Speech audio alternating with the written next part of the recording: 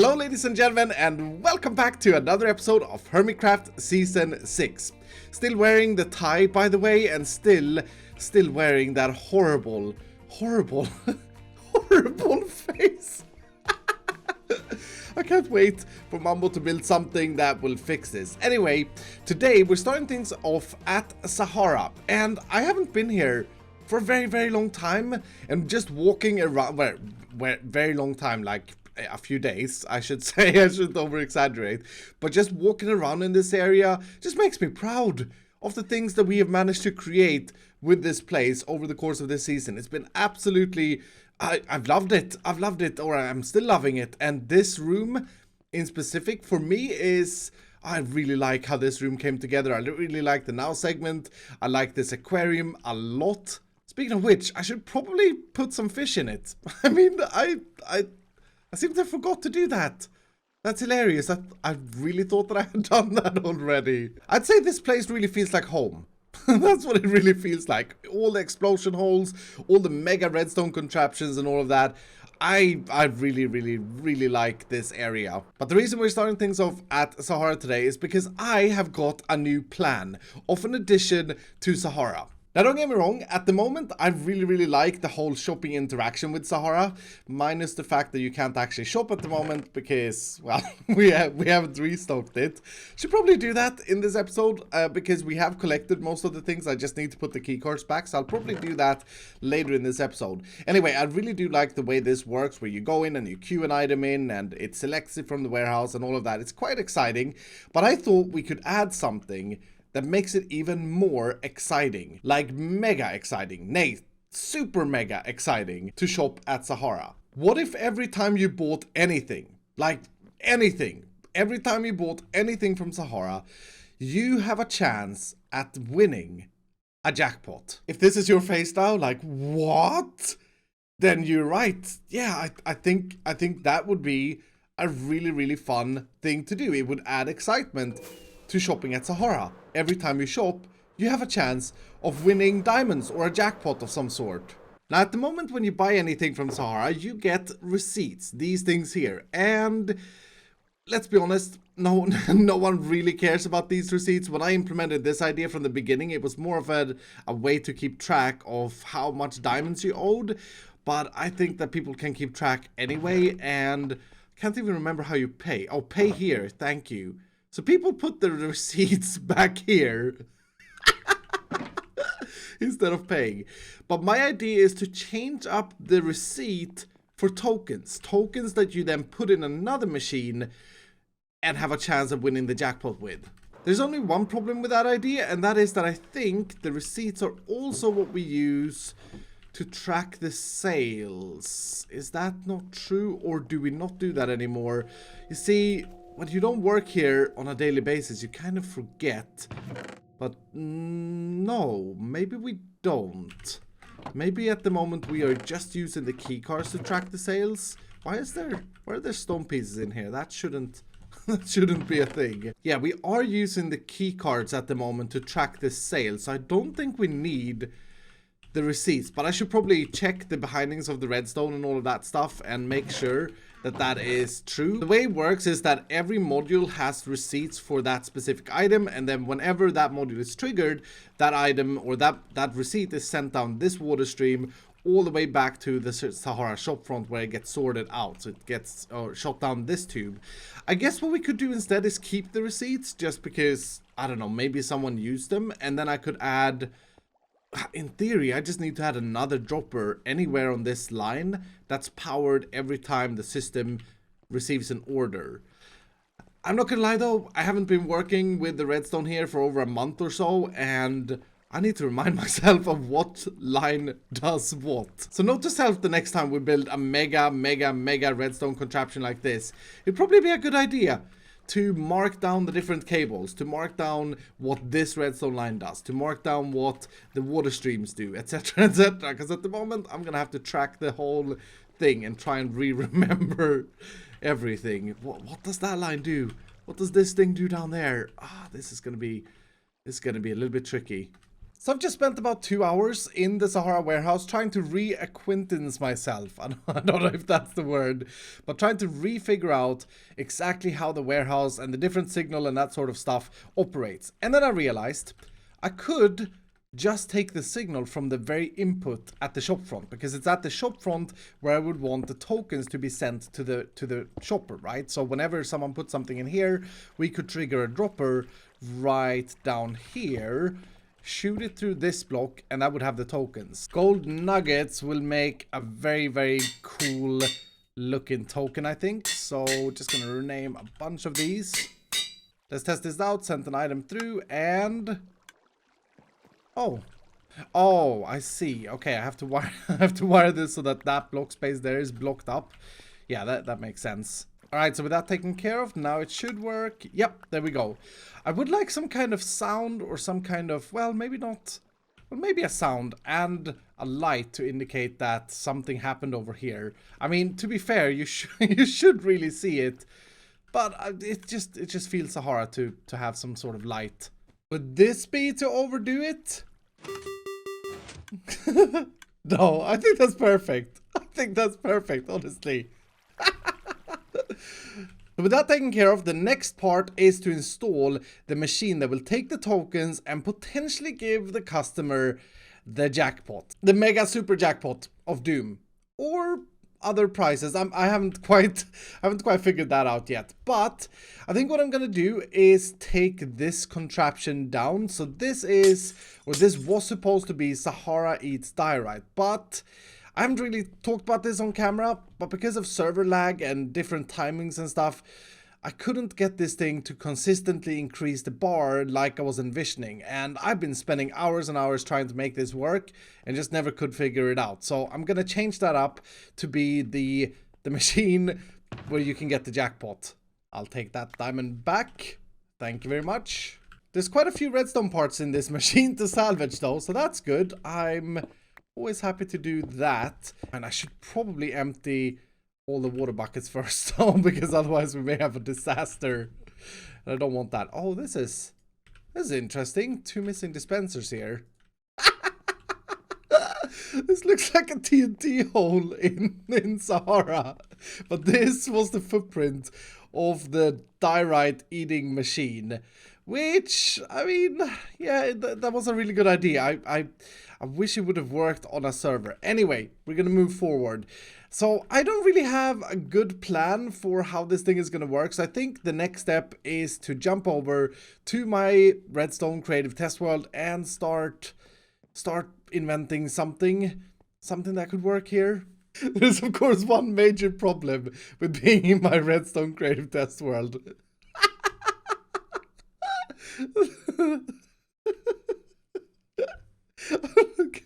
I mean, that beard, oh, it's just so awful.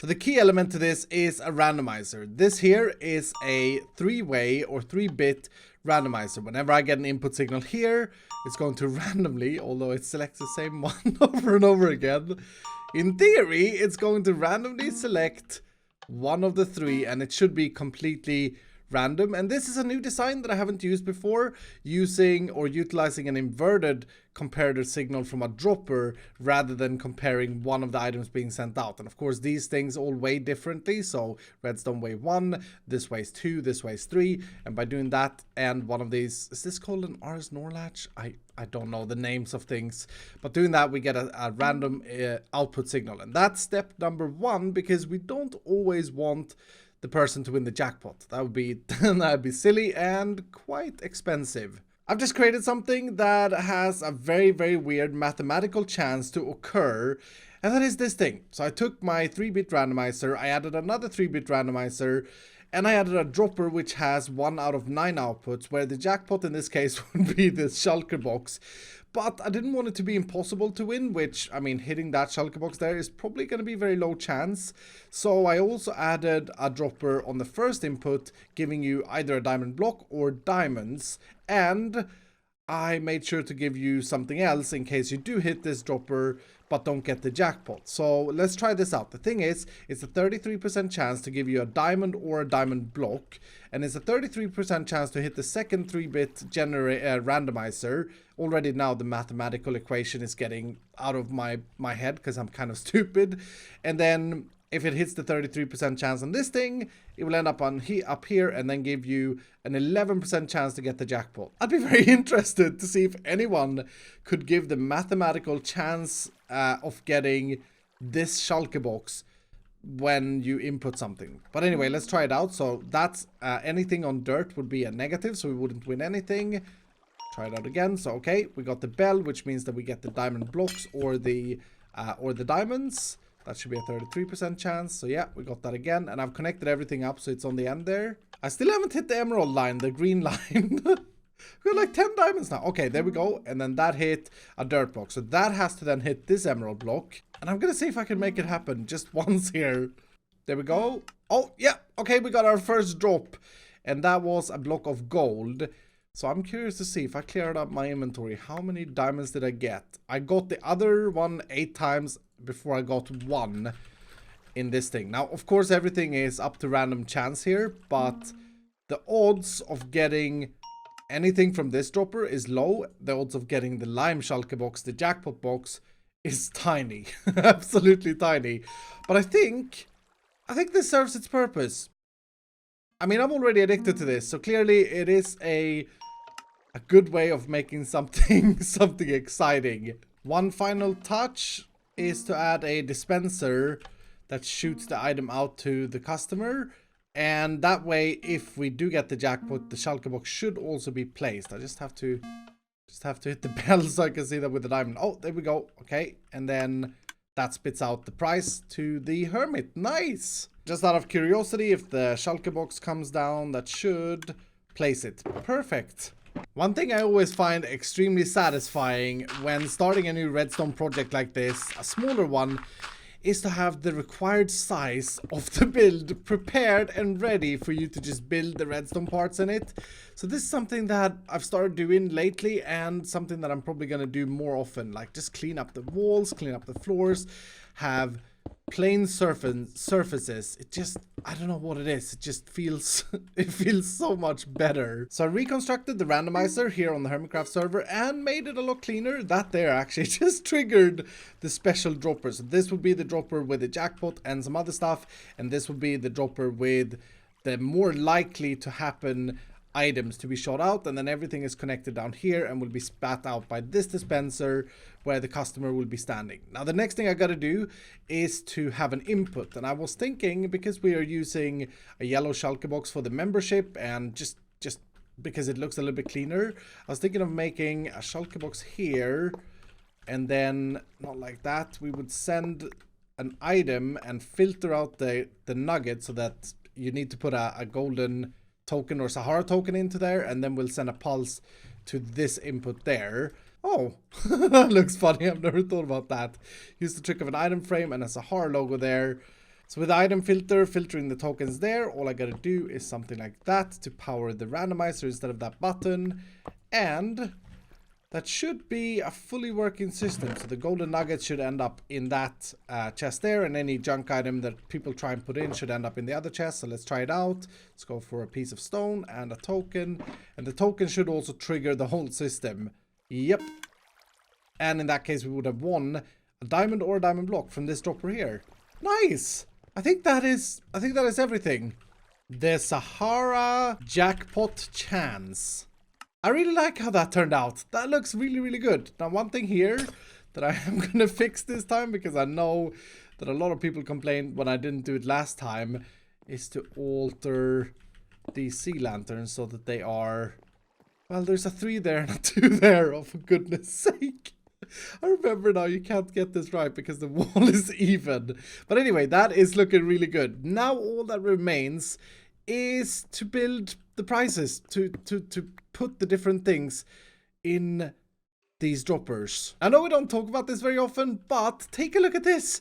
Sahara has made a lot of diamonds, and I think it's time to take some of these and reinvest them into the jackpot chance. Now, hopefully, if everything is calculated correctly, which it totally isn't because I don't know math, but if everything would be calculated correctly, then we would still be making profits by reinvesting some of these into a potential jackpot chance. Now, I do want to make sure that I don't take diamond blocks where it's going to look weird from this pile, but my goodness, there's a lot of diamonds here.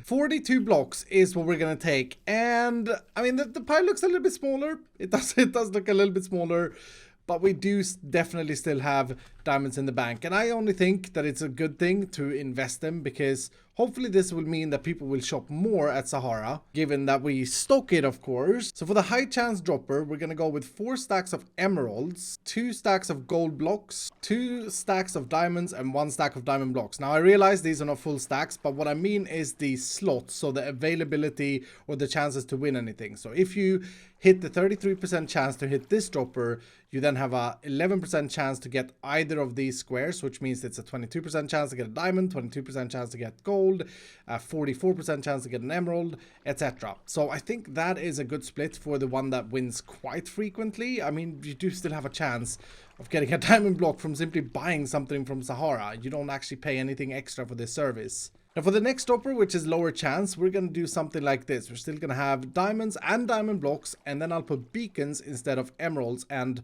raise the gold or the probability for us getting a gold block. Now all we got to do is build the jackpot box. That's going to sit right up here. I have done jackpot boxes in the past when designing my run game.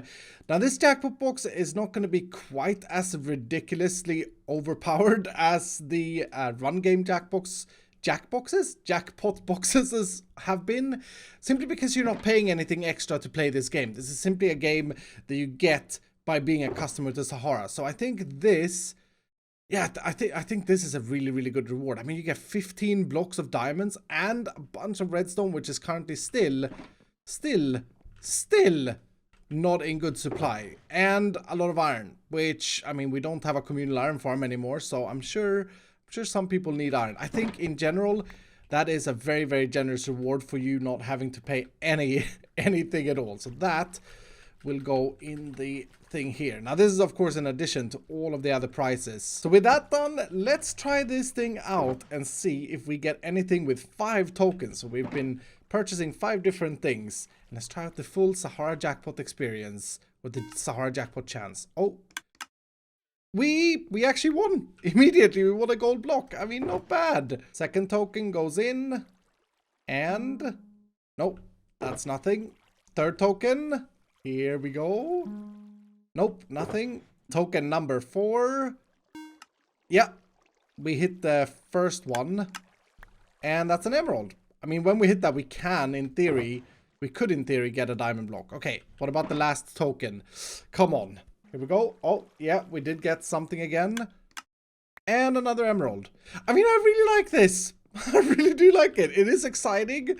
It makes me want to get more Sahara tokens for sure, which is exactly what we want. We want the people to be excited over this and keep buying things. Maybe I should do some kind of signs so that people are informed about the Sahara jackpot chance. New Sahara jackpot chance. With every purchase you will receive a Sahara token. Use it on the wall to the left for your chance to win the Sahara jackpot of doom.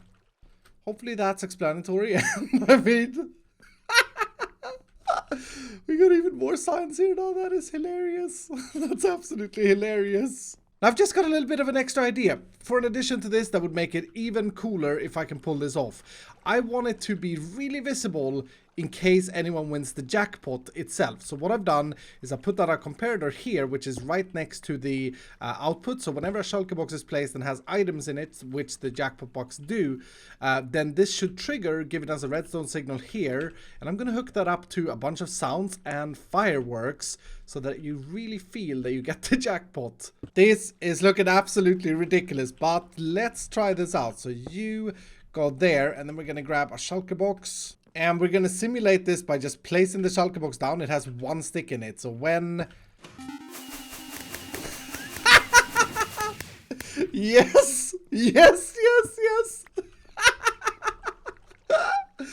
Oh, and that's gonna keep doing that until the person removes the Schalke box. Yeah, I think that is a really cool little addition. Maybe overdoing it, but this is Sahara. We overdo everything. Except stocking Sahara. We're not overdoing stocking Sahara, are we? I think it's time. In order for this jackpot chance to have any meaning, we need to stock it. We need to stock it. Now, luckily, we have actually done most of the grunt work. I mean, Grian and me. Mambo, for goodness sake, that's one box. It's not even full. One half-full box of observers. Anyway, me and Grian has added quite a bit of stock, and I also have some more stock over at my base. So I should be able to do, well, I should be able to stock majority of the things that we are selling. It has taken me quite some time to restock all of these things, but I got most of the things done. I haven't restocked ice, and there are a few more bits that I haven't done, but I've done all the major things, and this is gonna be so exciting. Sea lanterns I still haven't done because I need to go back to my base for that, but dispensers and Mambo's observers, finally. This is a really good feeling. Look at all of this stock that we have at Sahara. We're missing a few components that we can stock, but I mean, that's a lot of items. That's a lot of different items, and we do have more stock for when we run out, because we're going to limit it to 9 so that we can keep track in that stock keeping room. And yeah, finally Sahara is restocked, and the Sahara jackpot chance is now fully live. I'm very proud of this. Another thing that needs restocking is the now section of Sahara. I'm gonna leave it up to you guys. If you dudes have any suggestions for any Sahara now boxes that you think will sell, then do leave them down below in the description, and I'll be browsing through the comments of this video, seeing if I see any extraordinary good ones, and then maybe next time or sometime in the near future we'll do some new Sahara now boxes, because we still just have golden carrots in this thing. But the main thing to restock was of course this thing, so that the jackpot chance thing is fully functional. And I'm really excited to see if any hermits win anything and to see them shop at Sahara again. Hopefully Idea doesn't buy it all up, but if they do, I mean, we're still making we're still making diamonds. But anyway, that's gonna do it for today. I really do hope that you've enjoyed this video. If you did, do hit the like button down below, and if you're brand new, consider subscribing, and I'll see you dudes in the next episode.